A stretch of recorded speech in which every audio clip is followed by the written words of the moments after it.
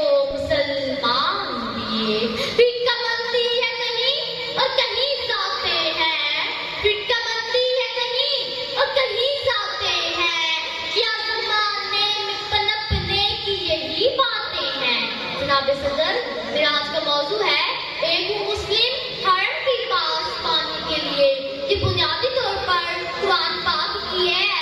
وَاعْتَصِمُوا بِحَبْلِ اللَّهِ جَمِيعًا وَلَا تَفَرَّقُوا،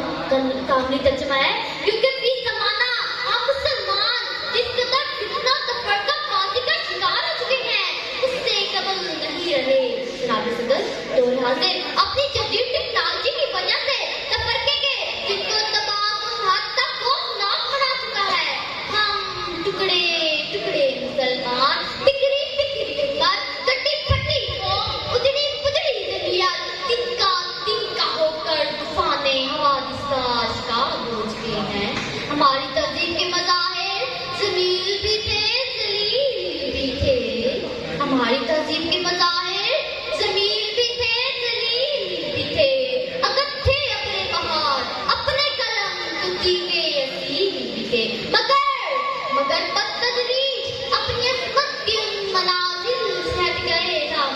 مگر بدتدریج اپنی عصمت کی ان منازل سے ہٹ گئے ہم، بہت سے خام اور اباطیل کے گروہوں میں بچ گئے ہم۔ صدر عزیزگار، ایک مسلم حرم کی پاسبانی کے لیے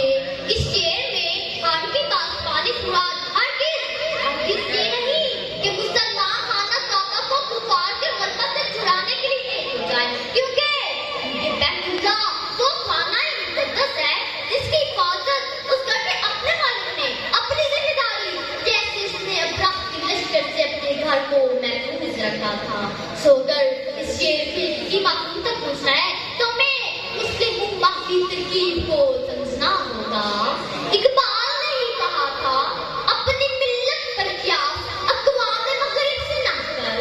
اپنی ملت پر قیاس اقوام مغرب سے نہ کر، خاص ہے ترکیب میں قوم رسول ہاشمی۔ جناب صدر، اگر ہم چاہتے ہیں کہ ہماری زندگی واپس مل جائے، اگر ہم چاہتے ہیں کہ مسلم نشاط ثانیہ کا اجمالی کام پورا ہو جائے، اگر ہم چاہتے ہیں کہ ہم بروز حشر کالی کملی والے کی نگاہوں میں سرخرو ہو جائیں، اگر ہم چاہتے ہیں کہ بطور پاکستانی دنیا میں ہمارا سر فخر سے بلند ہو نہ کہ شرم سے جھکے، اگر ہم چاہتے ہیں کہ پاکستان سنور جائے سدھر جائے، ہم سب سنور جائیں سدھر جائیں، زندگی میں چین آئے پار آئے مانچے کھلے پھول مہکے فضائیں مسکرائیں، شانتی ہو امن ہو خلوص ہو تعلیم ہو صحت ہو ایمانداری ہو جذبہ ہو ایمان ہو، اگر ہم چاہتے ہیں تو اللہ تعالیٰ ہمیں معاف کر دے، تو خدا کی قسم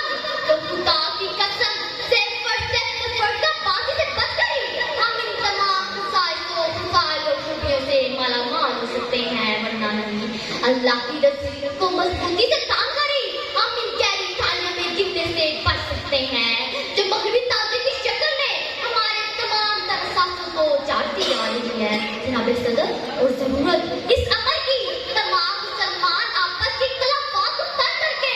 ایک قوم کی حیثیت سے دنیا کے سامنے اپنے اخلاقی حسنہ کا مظاہرہ کرے اور یک مرتبہ پھر اپنی دنیا کی رہنمائی کا اپنا بھولا ہوا سبق یاد کرے۔